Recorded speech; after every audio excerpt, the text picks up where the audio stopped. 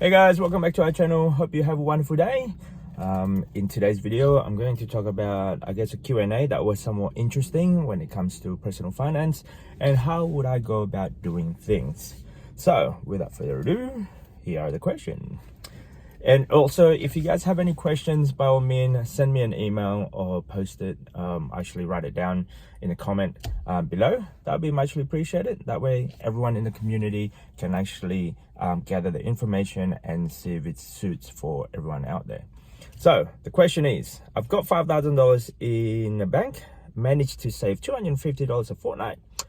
Not much, but it's a start. Not really saving for anything at the moment. And so want to know what's the best place should I let it sit while it grows.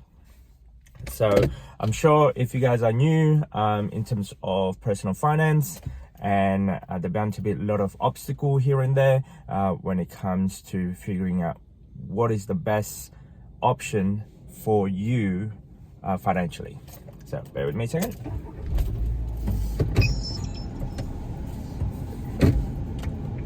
I'll try to answer this while I'm driving. Okay, so if I have $5,000, it all depending on your circumstances, right? So for me, at the current stage in my life is in the late 30s. I have 2 kids living in Sydney, and my kids' age at the moment is turning 7 and 6. And what would I do if I only have $5,000? Now, I know it's not much, but for some, that would be probably your first step in terms of acquiring wealth. And the first thing I would do, it would be save it for emergency fund. Whether you like it or not, it will rain. There will bound to be an emergency. There's something that is for unforeseeable future, as in things that happen in your life that you would not know, and you needed that fund. So I work on between 3 to 6 months of your monthly expenses or weekly expenses. So let's assume that your expenses would be, say, $1,000 a week, let's say. So that would mean you're about 5 weeks, which is about a month and a bit. And if anything happened to you, for example, if you lose your job, or there's something wrong with your car, or the kids need to go to a doctor's or specialist or something like that. So that's what I would go. Fill up your emergency fund, whatever that would look like in your world. Okay. Example, my car needed service, and then during that service, the 4 tires need to be replaced straight away. So, and 4 tires for a big car is actually a lot more expensive than a little car like this. So that could cost me about $1,000. So that meant 1 week of my emergency fund, let's say, is gone. So emergency fund is a must. Then if you don't know what to do, if you have your emergency funds already allocated 3 to 6 months, then I would put it on high saving interest bank account. That gives you sort of like a little bit of a buffer and understanding. Interest earned is actually better than interest paid for. So you know, and it might be not big, but it's better than nothing. And it teaches you, I guess, bits and pieces when it comes to personal finance as well. It teaches you, okay, then I can't spend this money, because if I spend it, that means my interest rate is gonna go drop a little bit, or my earned interest will be smaller versus if I spend it. So there's that number 2. Now, once you've understand how I guess high saving interest rate, it's nothing fancy. I would put that maybe your emergency fund, it could be there. It's something in cash that you can have access with no penalty. That's the reason why I put it in a high interest rate saving account, I say. Nothing fancy. And also on top of that, if I have any debt,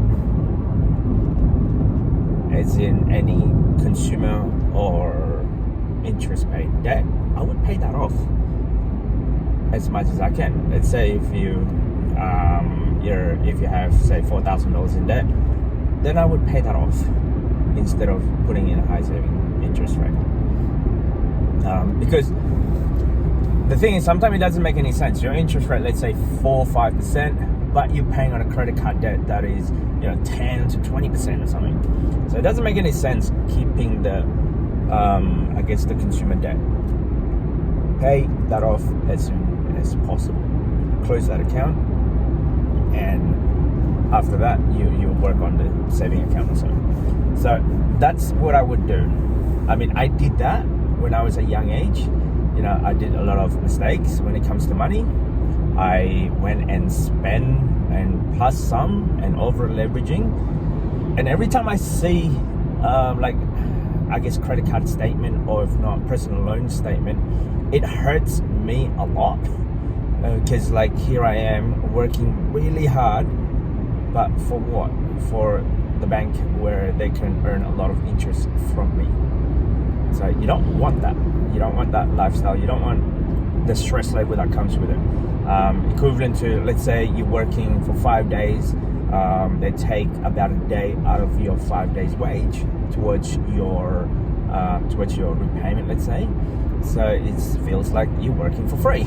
And I didn't like that concept, and I really hate that. The only time that you have an exception for that is actually if you have a mortgage. Because mortgage repayment is slightly different than consumer repayment, consumer debt repayment. For me, I rather earn interest instead of paying interest. Because let's say if I have a mortgage, let's say, versus consumer debt. Consumer debt, usually it's for toys or materialistic possession, or if not, a depreciating value product, material possession. What I meant by that would be, say, clothes, bags, shoes, experiences as well. Maybe you go to restaurants, or maybe you're going on holiday. That's great experience, but you don't want to carry that for 5+ years of your life, and you're paying more than what you have to. I've met people and I've heard people where they go on vacation 10 years ago, and they're still paying it off. 5 years ago, and they're still paying it off. And I'm like, why would you do that? Well, yes, it is fun experience that you went through to whatever country that you experience it in, but it should not take you that long to pay it off. In fact, you shouldn't be going on a holiday if you can't pay in cash. That's me. That's our motto, though. So it might be different for people out there. So there's that side of it, and then the next side of it, it would be, pretty much paying off all debt as much as possible, as quickly as possible. I've met a few people that till this day, I think 7 or 8 years, they were in a massive breakup in their marriage, and 7 or 8 years later they're still paying off the debt. I mean, don't get me wrong, they were in a very big debt, and this person anyway, he's dedicated to every week or every month, every time you get paid, to pay off a certain portion of it. And it's a long slog, but it's better to pay that off as quickly as possible versus if you keep the debt as long as you can. Because you have no idea what it feels like as soon as you pay off that debt. As soon as you pay it off, you feel the relief, like, okay, now I don't have to run anymore. I remember in that stage.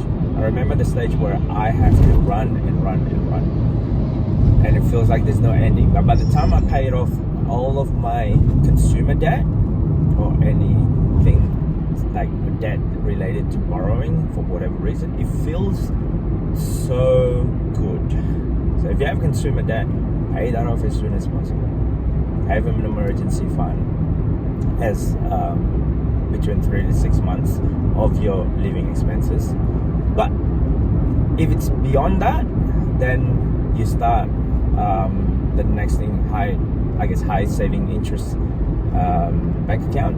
The next time after that, if you have all of those covered, then it will actually be start investing. So investing might be a little bit different. It might be a little bit hard because you don't know which one it is that you go to. For me personally, if I were to start it all over again, I would actually go to ETFs, exchange traded fund, and I found it that it's actually a lot more like minimal risk in a sense. That's how I feel anyway, versus buying a property at a giant amount of deposit. So for me, I like the idea of the fact that for a small amount of fund, I can actually start investing, and I can start my my journey learning about investing on big companies. And I don't buy an individual stock, I buy a pool of stock, which is the exchange traded fund. So that's the starting point. What I would do if I would have this small amount of $5,000. Life right now is a bit different.